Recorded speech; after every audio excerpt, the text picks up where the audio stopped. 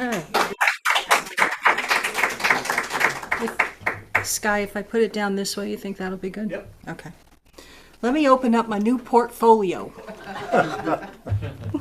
I was joking before the service. Good morning, everybody. I was joking about becoming a grown-up and having a real portfolio to carry my notes around and not having the papers flying all over. So, good morning. So happy to see you here. I'm happy to be here with you. As always, great choice for a song, One Power. This year, I've been talking to you about the challenges that we're facing in this world. The appearance of hate and anger and disagreement and chaos, etc., etc., etc. That song about one power, it said in there, it doesn't matter what you call it. Okay? Showed a picture of someone's hands with the globe, right? The entire planet on the hands. That's the reality, is that we are all connected. There is only one power, whether you call it Mother Nature or Father Time or Universe or Spirit or God, or I could go on and on and on, right? So I'm going to challenge you this week. Go home and listen to that song again. It's called One Power. It's by Daniel Nahmod, Nahmod. He has magnificent songs all the way around. Pay attention to those words and ask yourself, are you living it? Do you believe it? Do you feel it? And if it's true, how can I demonstrate it better? Right? Because we're not always seeing it. And that's what one of the lyrics in the song is about. It doesn't matter what we're seeing. We're still connected to everyone. I like to remind myself I'm still connected to all people, including the people in Washington, D.C., including the people that are across the globe, right? Like halfway around the world. I am connected with them. I may not always realize it, but I'm reminded of it every time I come here and see my beautiful friends on Zoom, because I'm connected with someone who's 4,000 miles away. And there she is. That's just one little small demonstration of it, right? So I've been asking you all year long, think about, what do you believe? Do you still believe it? Are you willing to consider the possibilities that maybe you're wrong, maybe you're right, and other people are wrong? But think about it, explore it, keep asking the questions. Right? And today I'm going to talk about unity principle number 3, which is human beings create their experiences by the activity of their thinking. Everything in the manifest realm has its beginning in thought. Okay? That's why I called it being in charge. You're in charge of your thinking, right? Let me give you a couple of quotes I found. I love doing this part. I grew up when my growing up in Unity started in Fort Myers with Reverend Jim Rosemurgy, and his Sunday services always started with 3 or 4 quotes that his platform assistant, usually his wife, would share from the podium, and he would pick 4 quotes that matched the topic, right? And I loved that practice, and so I like to search for little things. So I found these quotes about being in charge. Thomas Sowell says, "People who enjoy meetings should not be in charge of anything." I just love that. From Jim Rohn, "You must take personal responsibility. You cannot change the circumstances, the seasons, or the wind, but you can change yourself. That is something you have charge of." Oops. Accountability. Right? Oops. I can't blame, and I can't say the devil made me do it. Right? I can't help it. That's just the way it is. In Unity, you will find that is not an appropriate response. Right? We can always change. We can pause before we react. Ooh, that was a big change for me. All right? Lots of change can happen. James Boren said, "When in doubt, mumble. When in trouble, delegate. When in charge, ponder." That one caught my attention, right? Ponder. wander, wonder, right? I'm not wandering anywhere. When I meditate, when I think about things, I'm actually wondering, right? And things come to me. We have access to what we call divine mind. That's one of the words we use for the term God, right? Divine mind, access to an infinite number of divine ideas that we can kind of whittle down to something that works for us, right? And put it into action, right?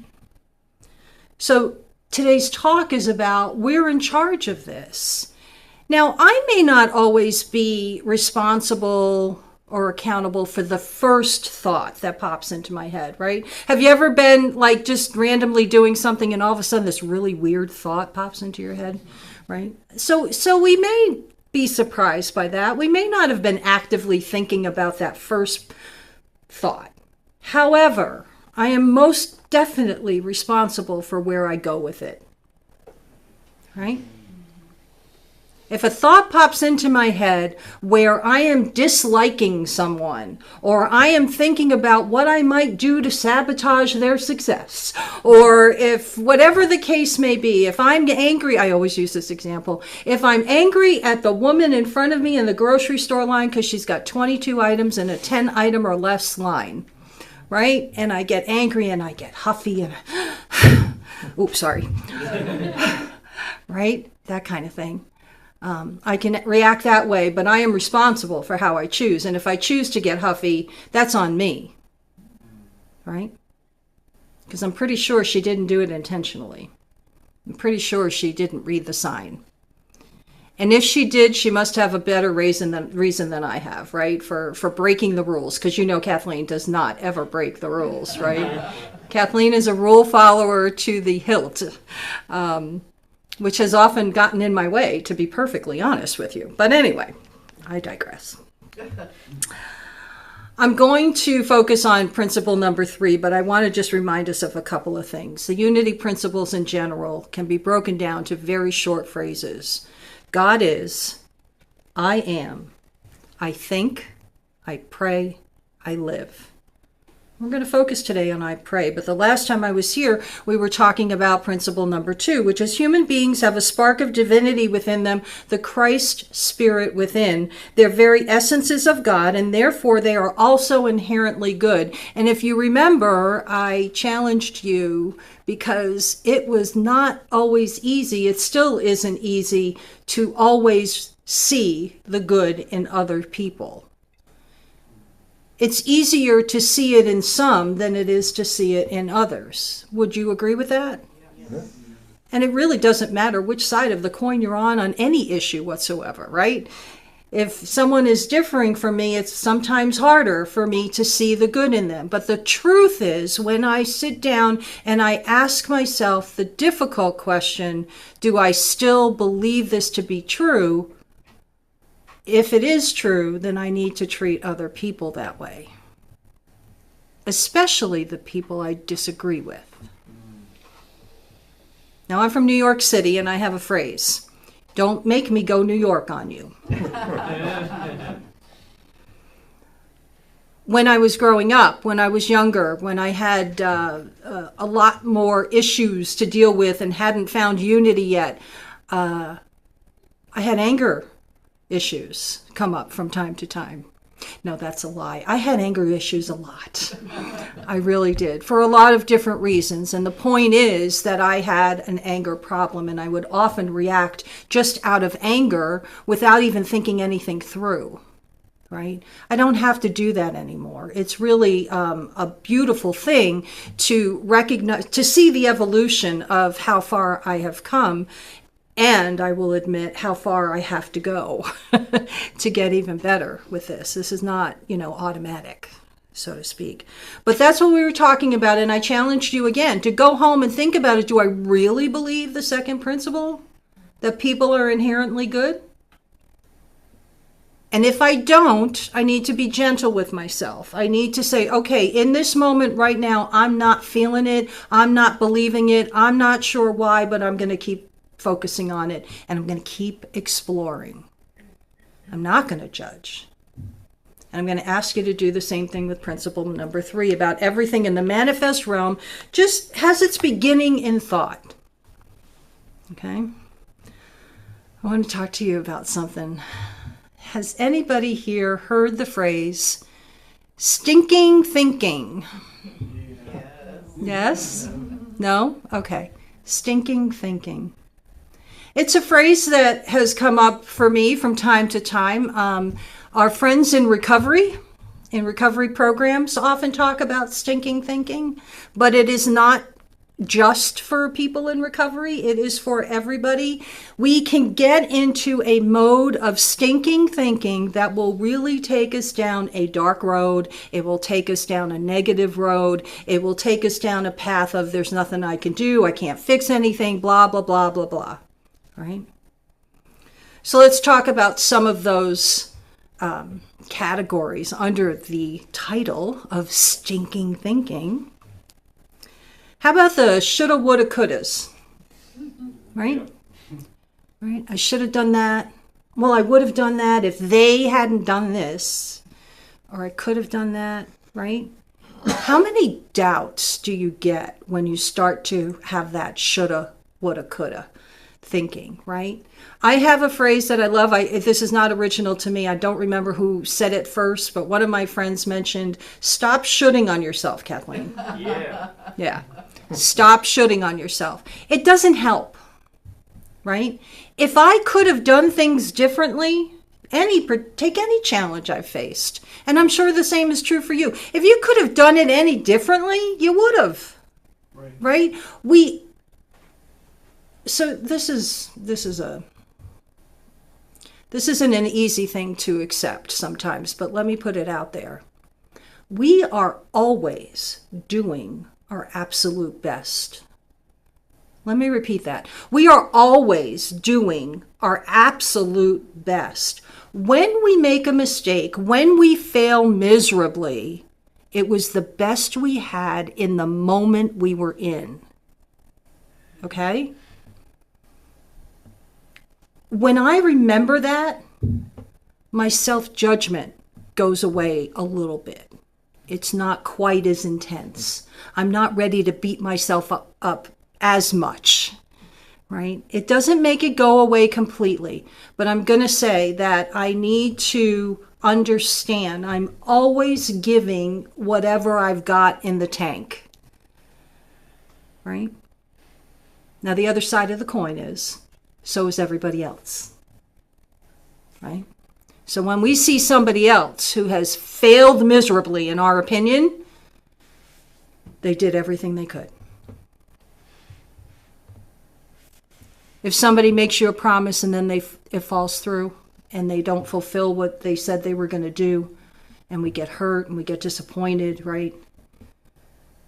When I remember that they were doing the best they could and they just didn't have it in their tank to give, is it a little easier for me to forgive?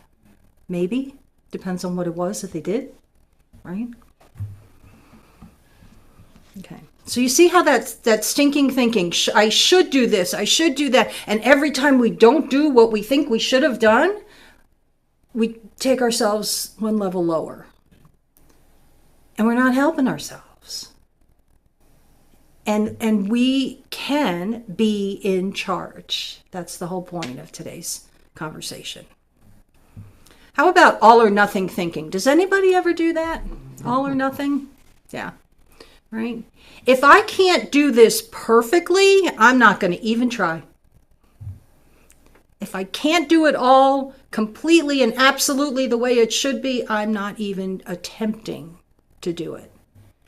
Well, how am I going to improve? Right? And that goes from trying to improve my personal relationships with people to, trying to draw a picture on a canvas. Right? I used to go around telling people this, and then I realized it was because I heard my mother say it about me. She can't draw a straight line with a ruler. Right? That was my artistic definition.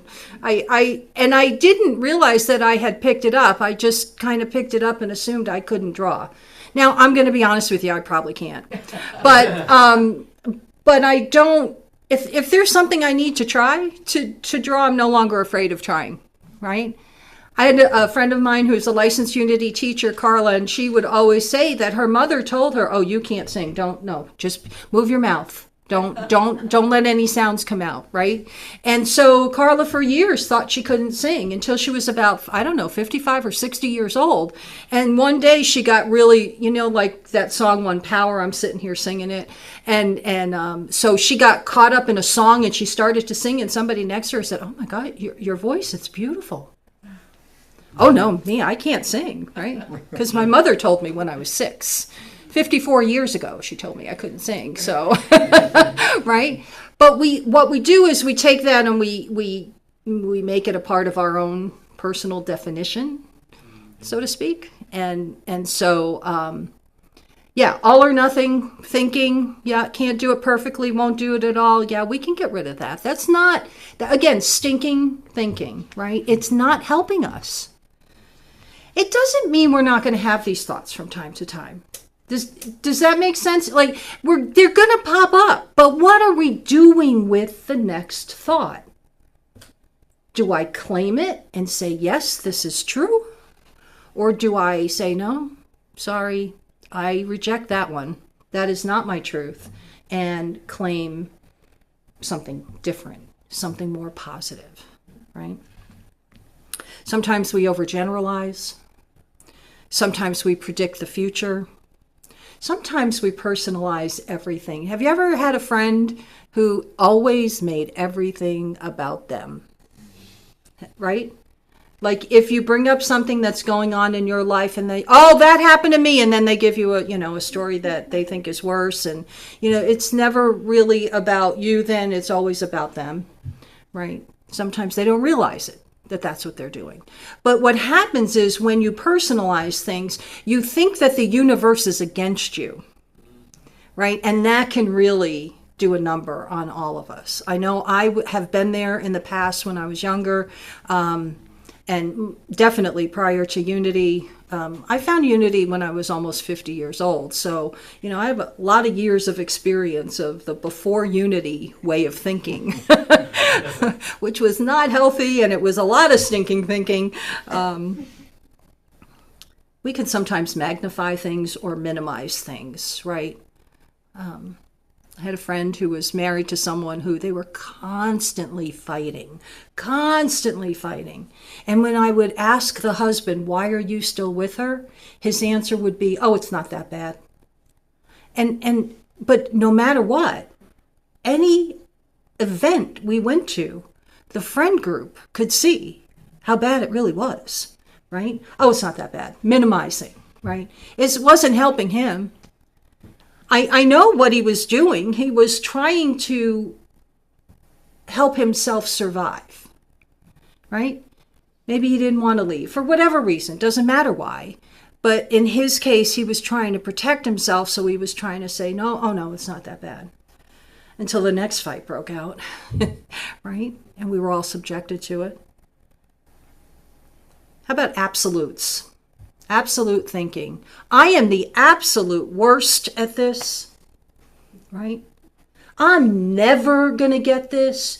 You're all going to understand, and I'm not. So have fun. Be on your way. Have a great life, right? But not me. I'm the absolute worst. Do you see how this stinking thinking, it's a cute little phrase, right? But what it is it's not helping us at all. And it can really drag us down. And we have a human condition that we are dealing with. As much as I love the fact that we are spiritual beings having a human experience, we have to understand that the human experience is happening. And so I need to deal with the human mind and the human reactions and the human emotions. Yes? That's your task this week. Your task is to think about what you think about. Your task is to see how you can pay attention to your thoughts that pop into your head and pay attention to what you do with them next. So I'll give you an example. It pops into your head. I am the worst. And you notice it. Are you then going to say, well, yeah, I am. I'm really the worst at fill in the blank. Or are you going to say, no, I'm not going to claim that today. Try that as an experiment. Even if you do believe you're the worst at something, try an experiment and say, no, wait a minute, I'm not going to claim that. Kathleen said, don't claim it. Use me. It's okay. Don't claim it. Try something different.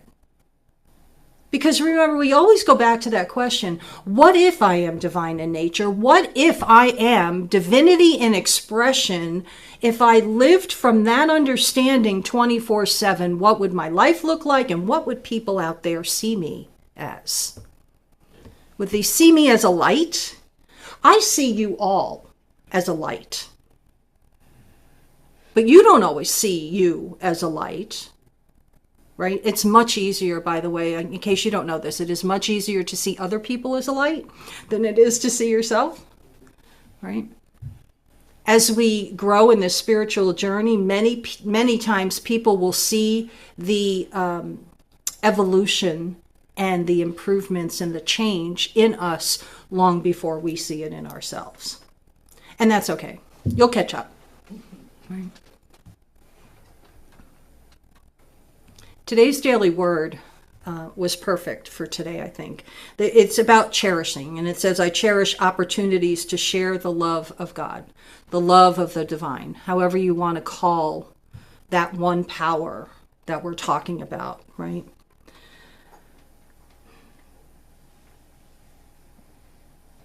I cherish any opportunity I have to be able to discuss this with you. This isn't a lesson.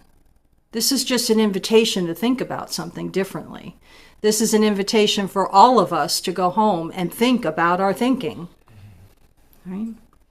And then when I come back on June 8th, we'll talk about prayer and the fourth principle and how prayer helps us move forward, etc. But this time the assignment is to think about thinking. And anytime you find a little example of stinking thinking, nope, I'm not going to claim it today. Are you with me? Yes? And so it is. Amen. Amen. Let's take some of these ideas into meditation just for a couple minutes and focus on the fact that we are in charge. I invite you to get comfortable in your seats, wherever you are, and just start by taking a few deep breaths. Feel free to close your eyes if you're comfortable doing so. And as you breathe deeply, remember that you are one with everything and everyone, regardless of appearances, regardless of human feelings. We shift our focus to our higher self,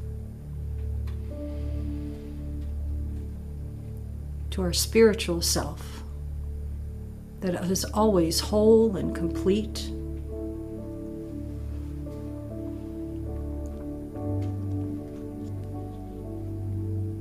May the words that I speak now be the words of your own heart.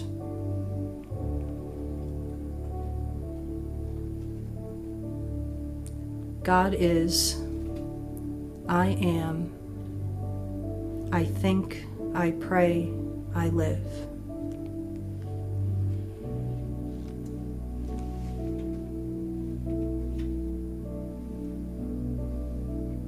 Today I am focused on the thoughts that come to me, and I focus on what I am to do next. How can I shift my thinking and claim all that is good for myself and for others?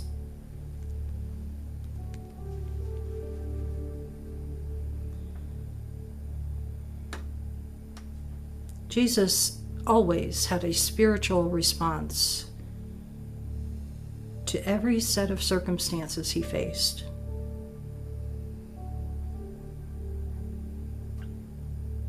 With his divine awareness and his capacity for spiritual understanding, his response was always to go into prayer.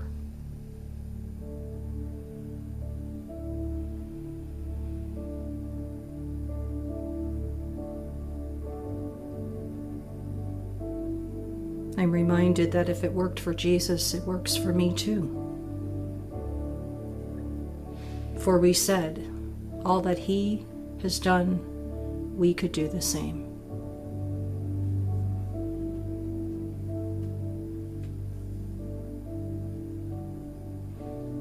And if I am to believe principle number 3, that I create my experiences by the activity of my thinking, then it fits that I am committed to exploring this further.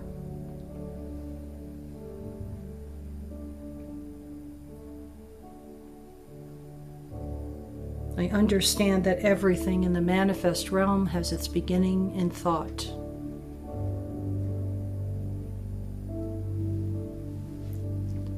And so I will claim what is my divine inheritance. I will cherish every opportunity I have to go deeper,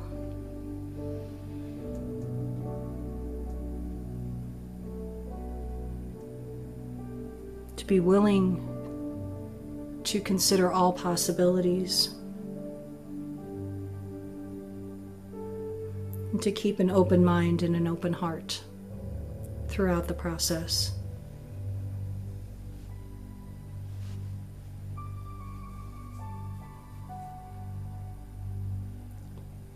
And when my thinking goes astray, when I begin to use words like should, or would, or could, or when I find myself defining me as the worst of something, I change my response. I reject that as my truth. And I claim my divinity instead. I am love, I am joy, I am peace in expression. Divine love, divine peace, divine joy. All will know by my demonstration.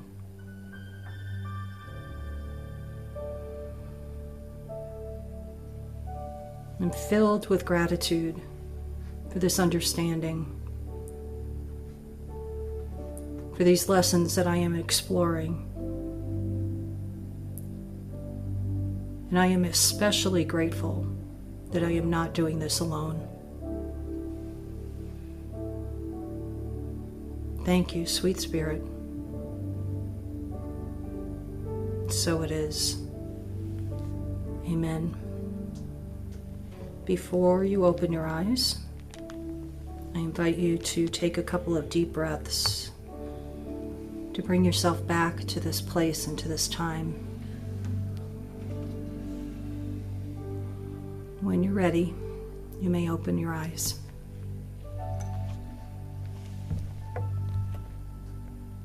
Welcome back.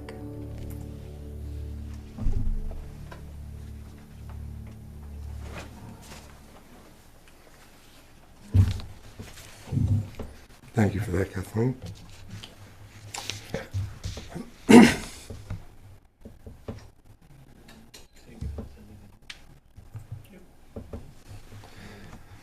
Affirmative prayer and meditation have been a part of the Unity teachings since the movement began 130 years ago.